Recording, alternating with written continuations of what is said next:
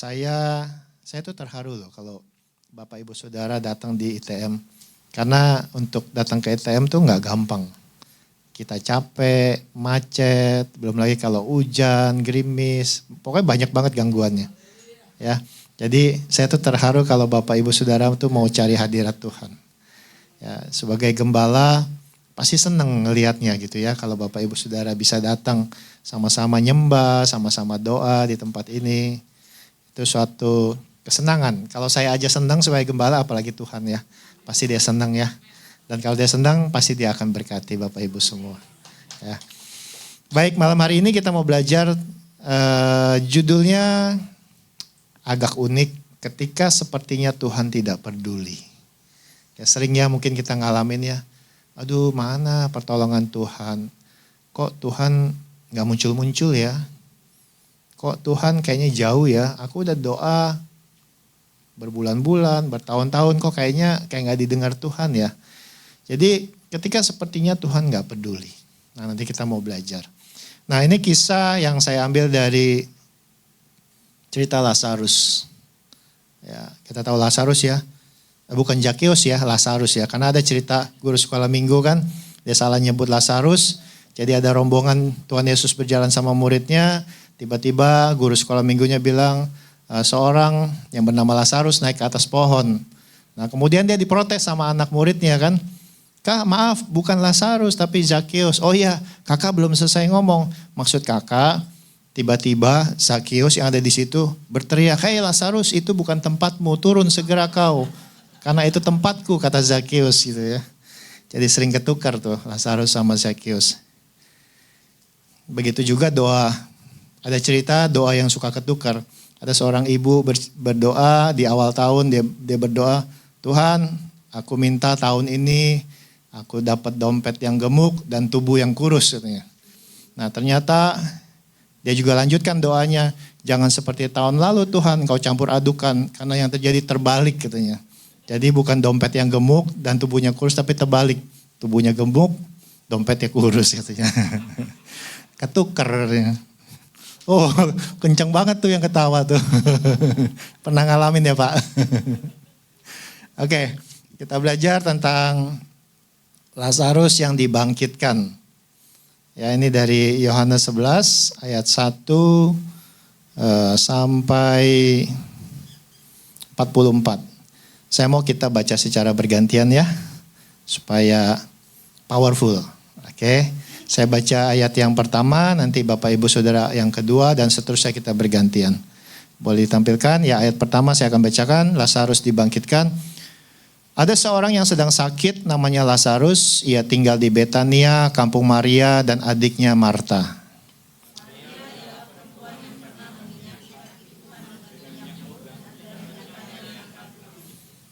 Dan Lazarus yang sakit itu adalah saudaranya. Kedua perempuan itu mengirim kabar kepada Yesus, Tuhan, dia yang kau kasihi sakit.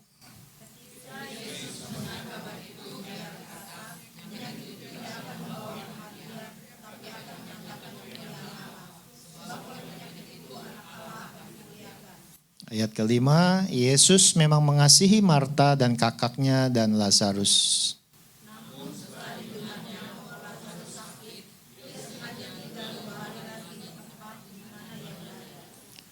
Tetapi sesudah itu ia berkata kepada murid-muridnya, mari kita kembali ke Yudea.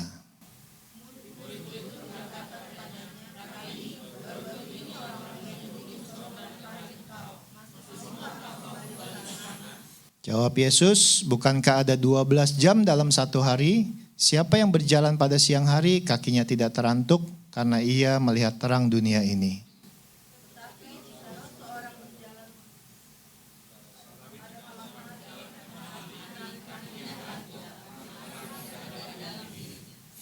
Oke, stop sampai di situ dulu. Saya akan jelaskan supaya tidak bingung ya. Karena dikatakan di situ, jawab Yesus, bukankah ada 12 jam dalam satu hari? Sedangkan kita tahunya 24 jam ya. Ini ada beberapa terjemahan yang saya bisa jelaskan. Dalam terjemahan sederhana Indonesia, jawab Yesus, setiap hari matahari bersinar selama 12 jam. Kalau kita berjalan pada siang hari, kita tidak akan tersandung karena cahayanya menyinari kita. Kemudian dalam firman Allah yang hidup dikatakan Yesus menjawab, setiap hari ada waktu siang selama 12 jam. Dan pada waktu siang seorang dapat berjalan dengan selamat tanpa terantuk karena ia melihat terang dunia ini. Jadi yang dimaksud Yesus 12 jam itu adalah dari matahari terbit sampai matahari terbenam. Ya. Jadi itu dibilangnya siang hari. Jawab Yesus, bukankah ada 12 jam dalam satu hari? Nah, kalau misalnya dari matahari terbenam sampai matahari terbit itu satu malam. Makanya suka ada istilah sehari semalam. Ya, jadi itu 24 jam. Tetapi yang Yesus bahas di sini adalah dari matahari terbit sampai matahari terbenam. Oke, kita lanjut ke ayat 11, saya akan bacakan. Demikianlah perkataannya dan sesudah itu ia berkata kepada mereka, Lazarus saudara kita telah tertidur, tetapi aku pergi ke sana untuk membangunkan dia dari tidurnya. Ayat 12.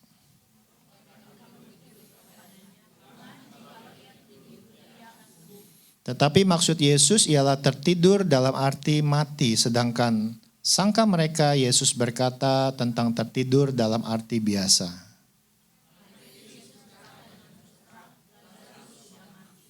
Tetapi syukurlah aku tidak hadir pada waktu itu, sebab demikian lebih baik bagimu supaya kamu dapat belajar percaya.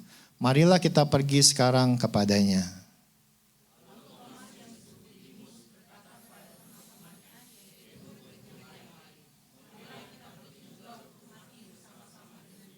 Ayat 17, maka ketika Yesus tiba, didapatinya Lazarus telah 4 hari berbaring di dalam kubur.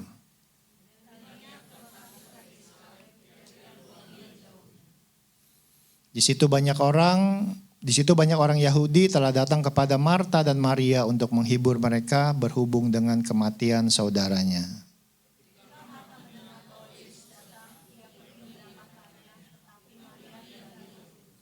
Maka kata Marta kepada Yesus, Tuhan, sekiranya engkau ada di sini, saudaraku pasti tidak mati.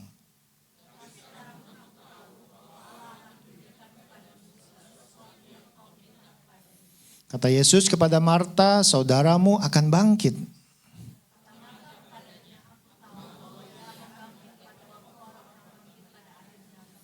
Jawab Yesus, akulah kebangkitan dan hidup. Barang siapa percaya kepadaku, ia akan hidup walaupun ia sudah mati.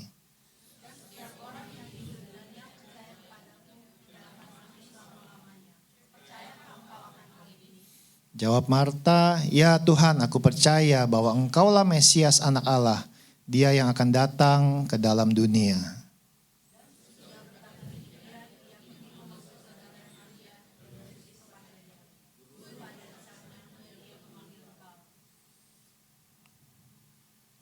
Ayat 29, mendengar itu Maria segera bangkit lalu pergi mendapatkan Yesus.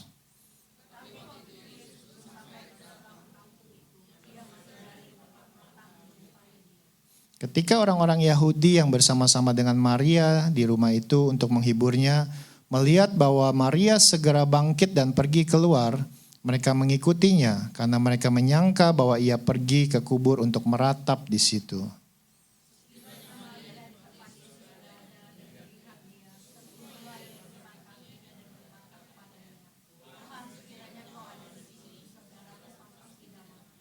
Ketika Yesus melihat Maria menangis dan juga orang-orang Yahudi yang datang bersama-sama dia, maka masgulnya hatinya, ia sangat terharu dan berkata,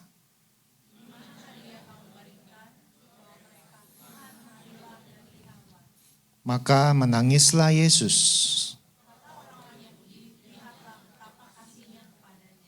Tetapi beberapa orang diantaranya berkata, ia yang memelekkan mata orang buta, tidak sanggupkah ia bertindak sehingga orang ini tidak mati?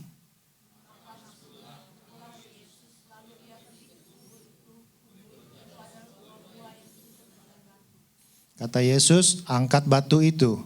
Marta, saudara orang yang meninggal itu berkata kepadanya, Tuhan, ia sudah berbau sebab sudah 4 hari ia mati.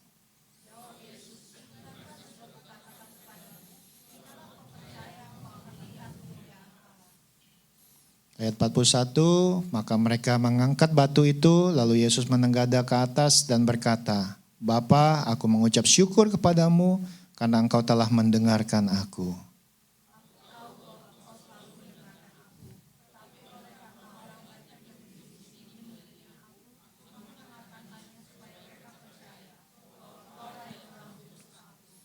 Dan sesudah berkata demikian, berserulah ia dengan suara keras, Lazarus, marilah keluar. Ayat 44 kita baca bersama-sama, 1, 2, 3. Orang yang telah mati itu datang keluar. Kaki dan tangannya masih terikat dengan kain kapan dan mukanya tertutup dengan kain peluh.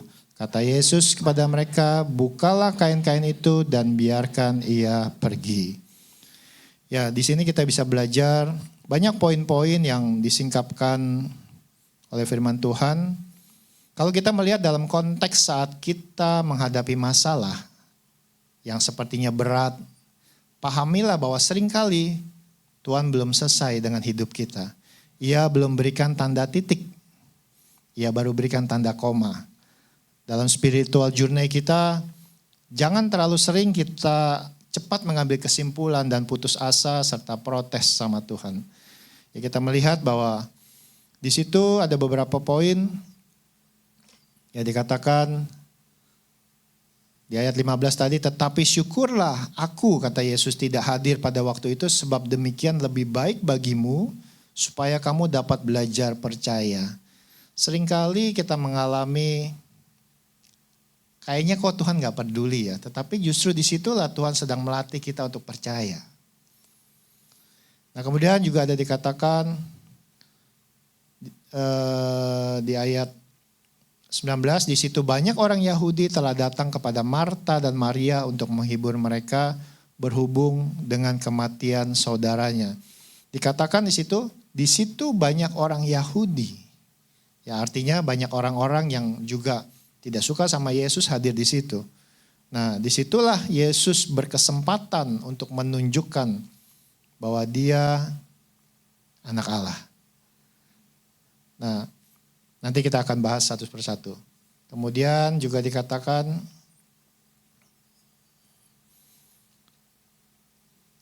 Maria sempat berkata bahwa Tuhan, sekiranya Engkau ada di sini, saudaraku pasti tidak mati.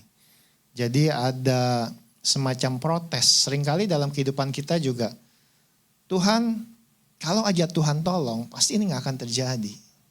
Mungkin kita pernah mengucap seperti itu sama Tuhan. Nah kemudian juga di sini sebentar. Ayat ke-35 dikatakan maka menangislah Yesus. Kata orang-orang Yahudi, lihatlah betapa kasihnya kepadanya. Kalau kita tahu bahwa Yesus itu sangat mengasihi kita, pasti kita nggak akan protes, pasti kita nggak akan menyalahkan Yesus. Nah kemudian di sini kita bisa belajar bahwa sebuah respon adalah hasil proses dari sebuah perspektif atau sudut pandang. Jadi seringkali ini yang harus kita jaga adalah respon.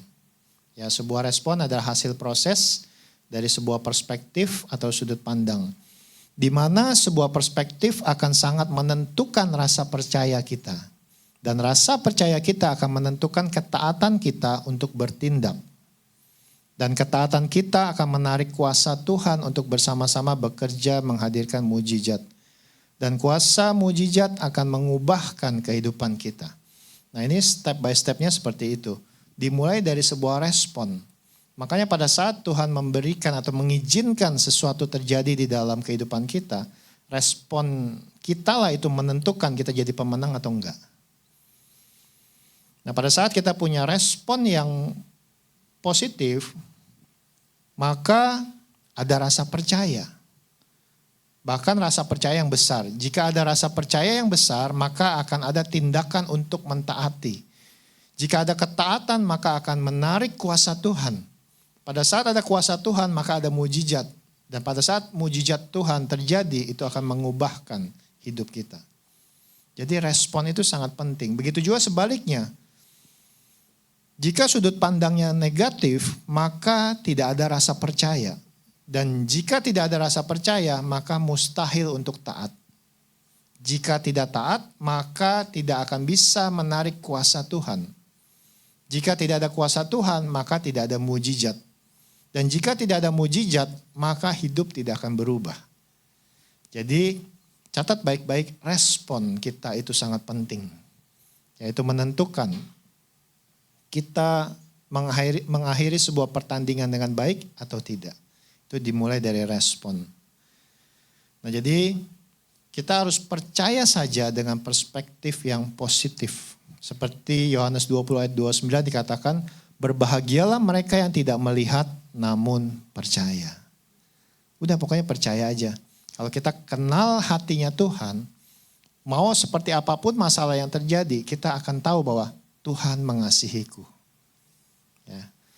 Karena sekali saja sentuhan Tuhan terjadi atas hidup kita, seketika itu juga hidupmu bisa Tuhan ubahkan secara signifikan.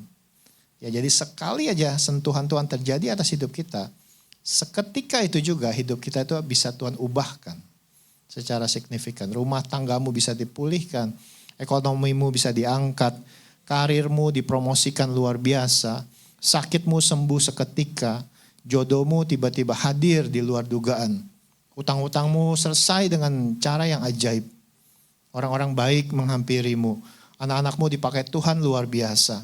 Studi dan karirnya bisa 10 kali lipat dari anak-anak dunia ini. Bahkan semua kerinduanmu Tuhan tahu. Dan Tuhan berikan sesuai kebutuhanmu. Sekali aja Tuhan sentuh, semuanya berubah. Nah, jadi kita harus kenal hatinya. Kita tahu bahwa dia mengasihi kita. Gak mungkin dia jahatin kita. Ya, makanya di sini dibutuhkan rasa percaya dengan sudut pandang yang positif. Nah, makanya setiap kita harus punya respon yang positif. Respon yang alkitabiah dalam menjalani kehidupan ini. Tantangan boleh ada, badai boleh ada, masalah boleh ada, tetapi harus punya respon yang baik terhadap semuanya itu. Karena kita percaya bahwa ia sangat mengasihi kita.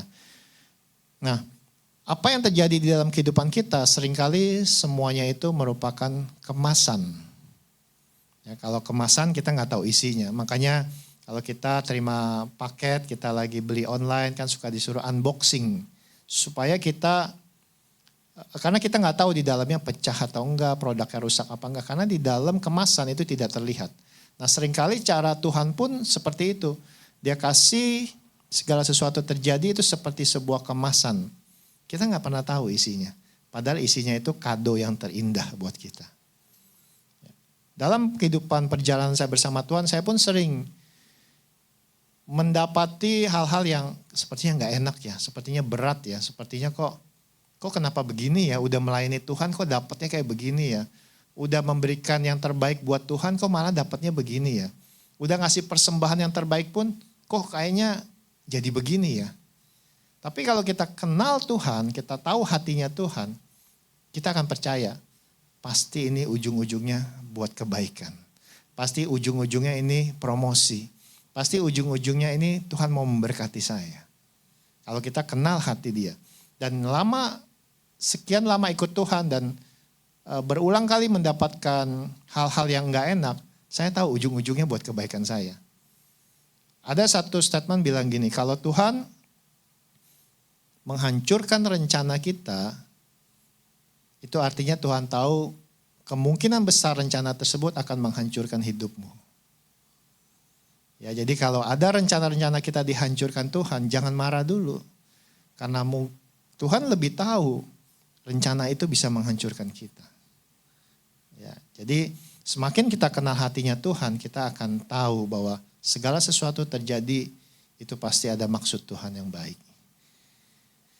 Nah, saya pernah dapat satu cerita ilustrasi. Ini cukup membangun saya pada saat saya menghadapi beban berat, menghadapi tantangan hidup maupun masalah. Jadi ada sebuah kisah seseorang yang sedang berjalan, dalam perjalanannya ini orang dia takut Tuhan.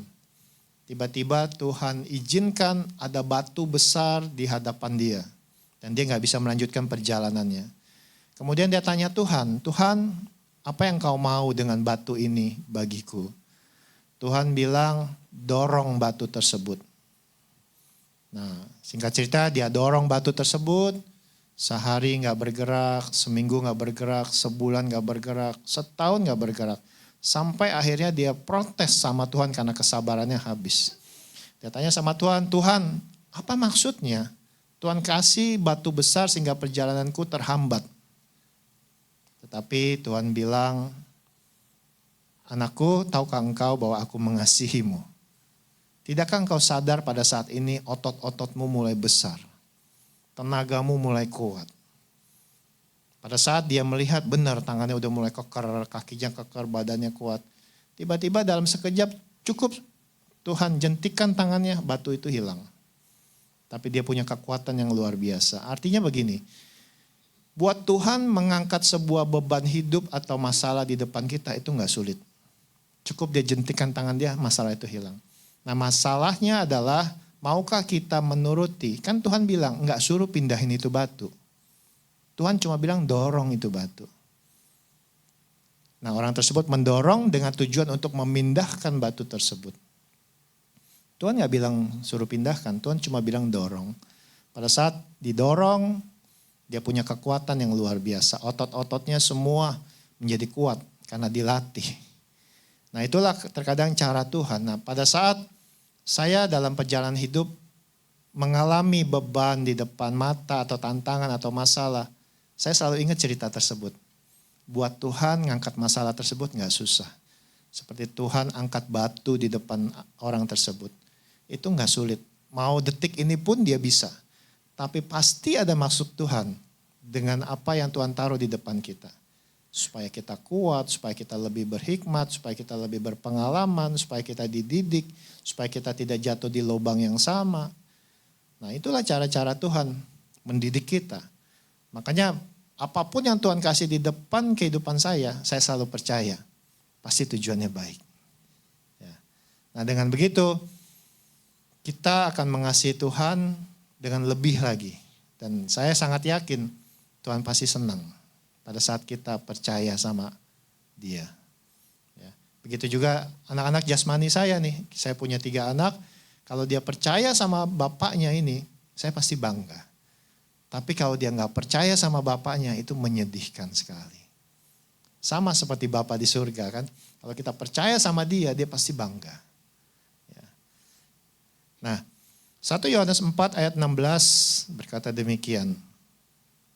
1 Yohanes 4 ayat 16, kita telah mengenal dan telah percaya akan kasih Allah kepada kita. Allah adalah kasih dan barang siapa tetap berada di dalam kasih, ia tetap berada di dalam Allah dan Allah di dalam dia. Artinya ada kasih yang luar biasa dan ada kuasa yang besar di dalam kita. Makanya tadi dikatakan ia tetap berada di dalam Allah dan Allah di dalam dia. Artinya di dalam kita ada Allah dan kita ada di dalam Allah. Artinya kita menjadi satu dan kita mengenal kasih yang luar biasa dari Allah, bahkan kuasa yang besar ada di dalam diri kita. Nah kemudian Yeremia 29 ayat 11 juga berkata demikian. Sebab aku ini mengetahui rancangan-rancangan apa yang ada padaku mengenai kamu. Demikianlah firman Tuhan. Yaitu rancangan damai sejahtera dan bukan rancangan kecelakaan. Untuk memberikan kepadamu hari depan yang penuh harapan. Ya, jadi Tuhan tuh tahu rancangan-rancangan apa yang ada pada Dia mengenai kita. Dia sangat mengenal kita, bahkan dikatakan dari dalam kandungan pun Tuhan sudah tahu kita. Ya, demikianlah firman Tuhan, yaitu rancangan damai sejahtera bukan rancangan kecelakaan untuk memberikan kepadamu hari depan yang penuh harapan. Roma 8 ayat 28 kita tahu sekarang bahwa Allah turut bekerja dalam segala sesuatu, artinya dalam keadaan enak atau tidak enak, baik atau tidak baik. Karena dikatakan dalam segala sesuatu. Untuk mendatangkan kebaikan bagi mereka yang mengasihi Dia. Yaitu bagi mereka yang terpanggil sesuai dengan rencana Allah. Jadi kita harus percaya apapun yang kita alami, Tuhan turut bekerja dalam segala sesuatu. Ya. Nah jadi jika kita sungguh mengenal hatinya Tuhan, maka kita akan percaya bahwa semua yang Tuhan izinkan terjadi dalam hidup kita, itu semua adalah promosi yang Tuhan ingin itu terjadi dalam hidup kita. Dan pada akhirnya kita dipakainya untuk bersaksi memuliakan namanya. Kemasannya boleh bermacam-macam, tetapi isinya adalah sesuatu yang indah. Ya, terkadang kemasannya kalau kita terima paket online kan suka tuh kardusnya udah penyok-penyok, ya udah jelek, kena hujan, kena jatuh mungkin kena kotor, udah dekil, tapi isinya bagus. Apalagi kalau kita beli barang-barang yang kita inginkan dengan harga yang gak murah, mungkin kemasannya jelek, tapi kita tahu isinya itu bagus. Nah itulah konsep kita mengenal apa yang Tuhan berikan buat kita. Terkadang kemasannya sepertinya gak enak, kemasannya sepertinya jelek. Tapi kalau kita kenal hatinya Tuhan, kita yakin isinya pasti bagus. Ya. Nah, di sini kembali ke cerita Lazarus. Cerita Lazarus ini membuktikan bahwa dikatakan terhadap Maria, Marta, dan Lazarus, mereka yang mengasihi Yesus, bahkan salah satu dari mereka itu pernah meminyaki kaki Yesus. Ya, Maria itu pernah meminyaki kaki Yesus. Artinya dia pernah memberikan persembahan yang terbaik dengan minyak yang mahal untuk menyeka kaki Yesus. Nah, tetapi diizinkan di dalam keluarga tersebut mengalami sesuatu yang gak enak. Saudaranya yang dia kasihi yang namanya Lazarus sakit. Awalnya sakit, belum mati ya. Kemudian singkat cerita tadi dikatakan bahwa di cerita yang awal dikatakan bahwa mereka memberitahu Yesus bahwa saudaranya sakit. Ya, mungkin mereka kirim WA ke Yesus waktu itu, Lazarus lagi sakit nih, cepetan dong datang gitu ya. Nah, kemudian dikatakan Yesus sengaja loh ditulis di Alkitab bahwa Yesus sengaja enggak segera datang. Bahkan dia menunda 2 hari lagi ya untuk datang. Nah, di sini kita bisa melihat bahwa sebagai manusia pasti ada rasa kecewa. Udah dihubungin ya. Misalnya gini, ada keluarga yang sakit nih dari salah satu kita. Dia telepon ke gembalanya nih ke saya. Terus saya bilang, saya gak bisa datang malam hari ini ya. Saya ada acara, ada meeting dan sebagainya. Saya baru datang 2 hari lagi. Kecewa gak? Pasti kecewa dong. Ini gembala NIC, saudara gue lagi sakit, minta didoain, dikunjungin. Tapi dibilang nanti 2 hari lagi katanya datangnya. Nah, pasti kecewa secara manusia. Padahal tadi dikatakan bahwa salah satu dari mereka yang namanya Maria itu pernah meminyaki kaki Yesus. Artinya ini gue udah kasih perpuluhan ke NIC, gue udah kasih persembahan, bahkan ini gereja aja nih gue yang nyumbang nih buat bangun. Ini alat musik nih semua gue yang kasih nih. Waktu gue minta doain, gembalanya bilang nanti ya 2 hari lagi saya baru datang. Pasti kecewa. Ya. Nah, di sini keluarga ini mengalami sesuatu yang berat. Ya. Saudaranya sakit dan akhirnya meninggal. Pasti tambah kecewa lagi, udah dihubungin gak datang pada saat sakit, kemudian meninggal. Tetapi kalau kita tahu apa maksud Yesus melakukan tersebut, dia bukan hanya ingin menyembuhkan, tapi justru membangkitkan orang mati. Kisahnya jadi berbeda. Kalau Yesus datang pada saat dihubungi, pada saat Lazarus masih sakit, dia judulnya itu menyembuhkan orang sakit. Nah, tetapi di sini Yesus sengaja dia datang 2 hari lagi pada saat Lazarus sudah meninggal. Judulnya berubah. Tapi bukan menyembuhkan orang sakit tetapi membangkitkan Lazarus yang mati. Nah, seringkali Tuhan mengizinkan sesuatu terjadi di dalam kehidupan kita karena Yesus nggak mau biasa-biasa aja. Dia mau melakukan sesuatu yang luar biasa. Ya. Nah, itulah cara Yesus kalau kita mengenal hati dia. Kita tahu bahwa Yesus melakukan sesuatu itu yang supranatural. Semakin level kita semakin tinggi, dia mau melakukan sesuatu yang lebih besar lagi.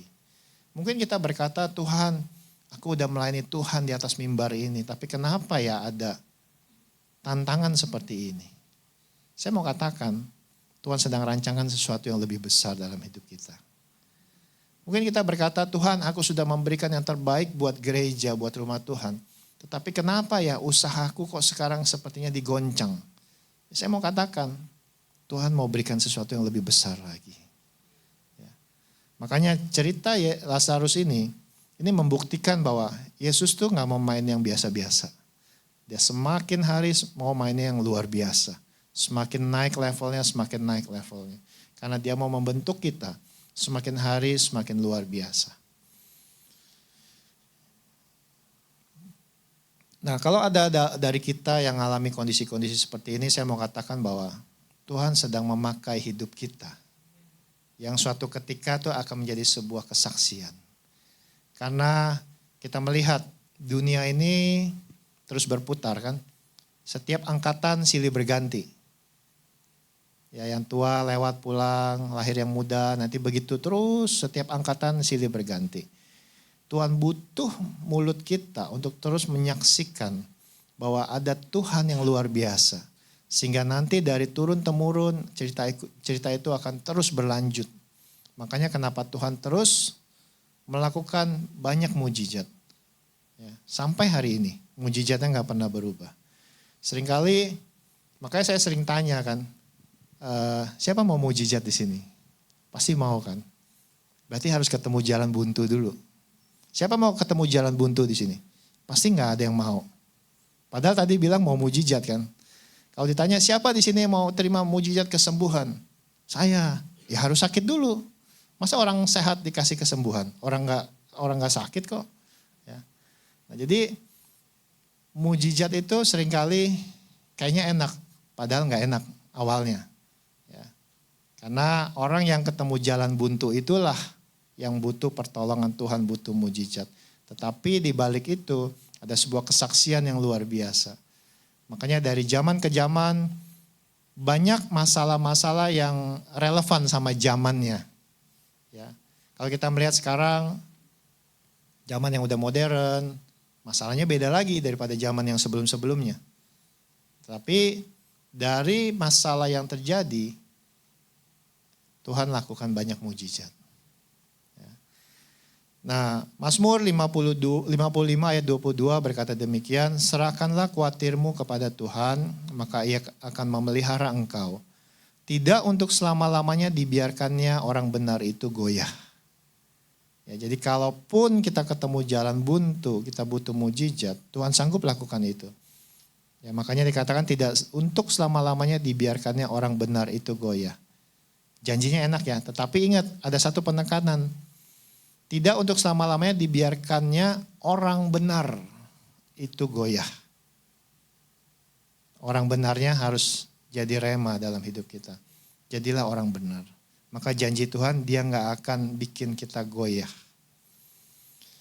Nah kemudian hal berikutnya kalau kita melihat Yesus sengaja membiarkan 4 hari Lazarus dikubur. Ya 4 hari. Dan saudara-saudara bilang bahwa Lazarus sudah bau. Ya waktu Yesus bilang coba buka batu tersebut. Saudara-saudara bilang Lazarus sudah mati 4 hari dan sudah bau. Nah di sini mungkin mereka berpikir bahwa udah Tuhan udah terlambat deh datang. Lazarus sudah 4 hari mati dan dia sudah bau. Gak mungkin bisa bangkit. Ya, mungkin dalam kehidupan kita juga merasa bahwa udah terlambat Tuhan, nggak mungkin bisa ditolong.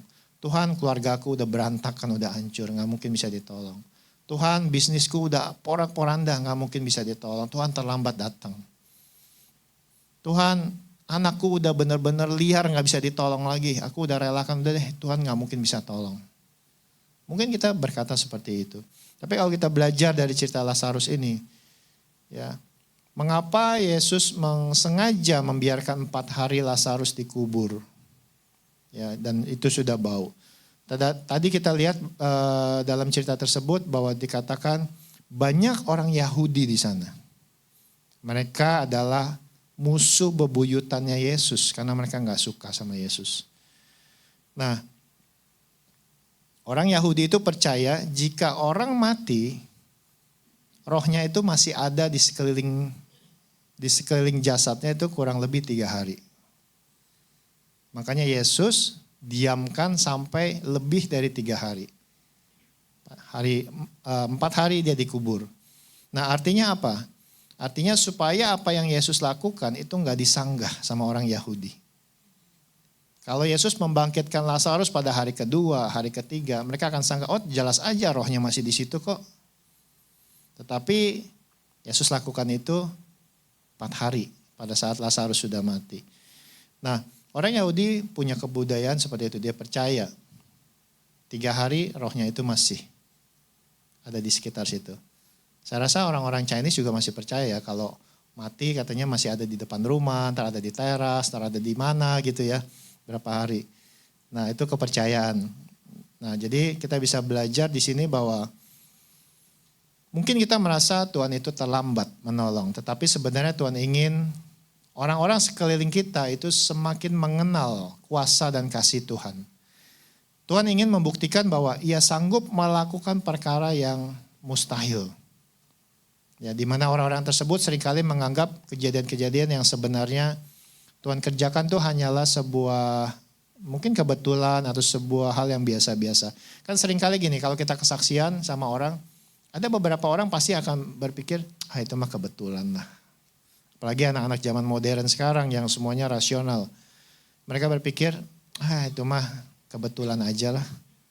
Itu mah biasa-biasa lah. Nah, tetapi seringkali masalah yang kita alami yang sangat berat, yang sepertinya mustahil ditolong, tetapi pada akhirnya Tuhan tolong, maka orang dunia gak bisa nyanggah. Wah benar ya, ternyata Tuhan itu ada ya.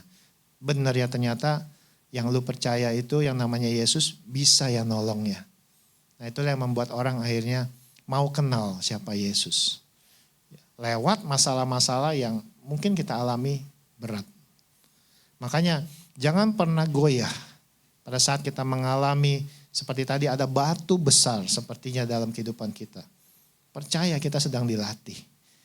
Kita harus tanamkan di hati kita bahwa aku mengenal Tuhanku. Aku mengenal Bapa. Gak mungkin aku minta roti dia kasih batu. Aku minta ikan dia kasih ular. Ya percaya dulu dalam hati kita. Punya positive thinking karena itulah respon pertama yang harus kita miliki. Apapun masalah kita saat ini percaya kita sedang dilatih. Untuk apa? Untuk masa depan yang cerah penuh harapan bersama dengan Dia. Ya, jadi Lukas 1 ayat 37 dikatakan sebab bagi Allah tidak ada yang mustahil. Nggak ada yang mustahil. Artinya semua Dia bisa. Saat ini Dia mau bereskan masalahmu, bisa. Saat ini Dia mau bereskan hutangmu, bisa. Saat ini Dia mau pulihkan rumah tanggamu, bisa. Dia mau menyembuhkan sakitmu tanpa harus ke rumah sakit beli obat, bisa. Dia bisa lakukan semuanya. Ya, makanya karena tidak ada yang mustahil bagi Dia.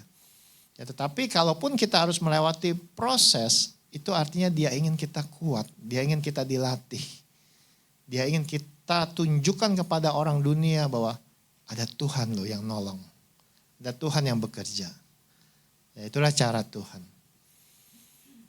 Ya, jadi ketika sepertinya Tuhan tidak peduli, tetapi sebenarnya Dia sangat mengasihi kita. Ya, jangan pernah tertipu sama bisikan iblis. Ya, jangan sampai kita mendengarkan apa yang iblis bisikkan di telinga rohani kita. Ya lu gak mungkin ditolong, udah rumah tangga lu pasti hancur lah.